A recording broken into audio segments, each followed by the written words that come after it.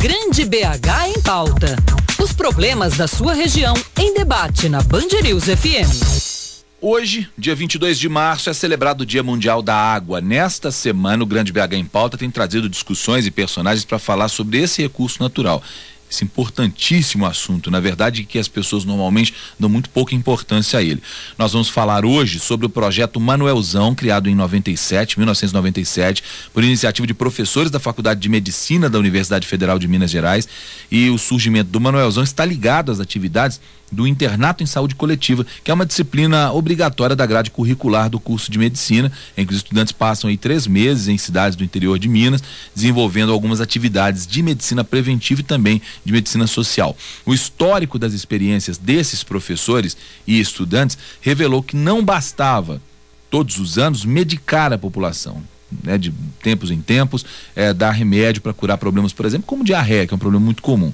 Mais do que isso, era preciso combater as causas das doenças. Sobre o projeto Manuelzão, sobre esse assunto, nós vamos conversar agora com o professor da Faculdade de Medicina da UFMG, coordenador geral do projeto, Marcos Vinícius Poliano. Bom dia, professor. Bom dia. Professor, choca a população descobrir que a gente ainda tem um índice elevado de mortalidade infantil associado a problemas de saneamento, a problemas de tratamento da água, a problemas que deveriam ter ficado há muito tempo no passado, já que tecnologia para tratar a gente tem?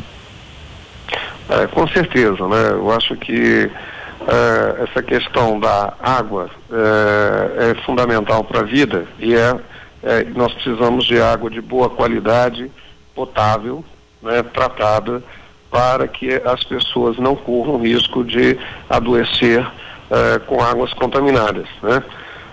Nós podemos dizer que, vamos dizer, nas últimas 2 décadas, a gente avançou muito na universalização do serviço de água, né? Nós já temos praticamente quase que 99% da população, por exemplo, da região metropolitana abastecida com água tratada. Mas a mesma coisa não aconteceu com os esgotos, né?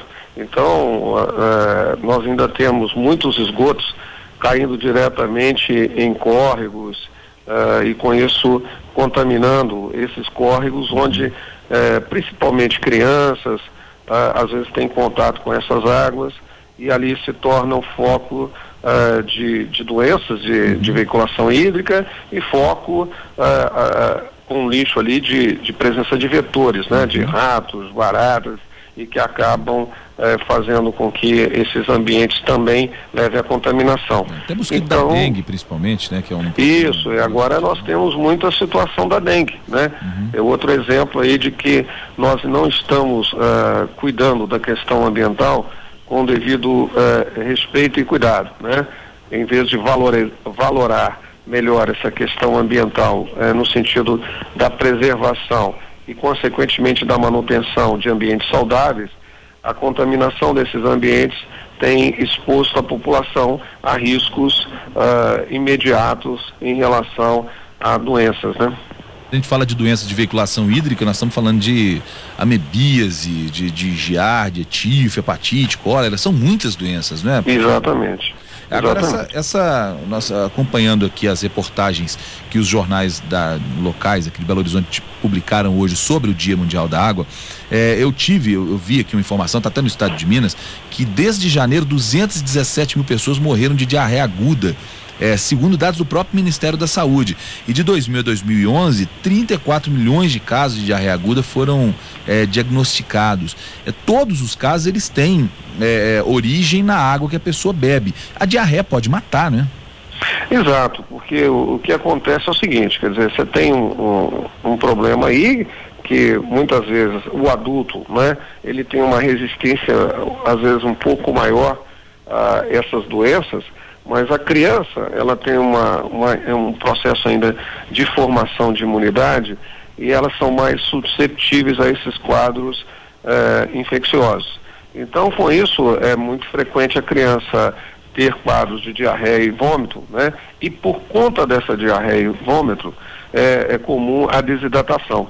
E, na verdade, a causa mais imediata da morte é a desidratação provocada por esses quadros agudos da doença. Então, é por isso que muitas vezes você tem né, esses valores ainda importantes, né, realmente assusta ainda o número total de doenças diarreicas que a gente tem no país, o que prova que o desafio ainda é grande no sentido de tornar realmente o saneamento ambiental um direito de toda a população brasileira, né? Então você tem cidades onde esse saneamento avançou mais e tem locais nos grotões interiores, a região nordeste do país, né?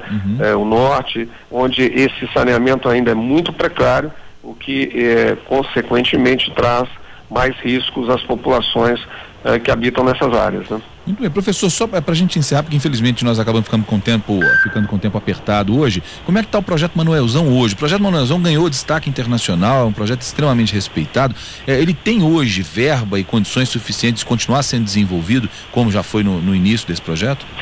Nós estamos aí nessa luta, né?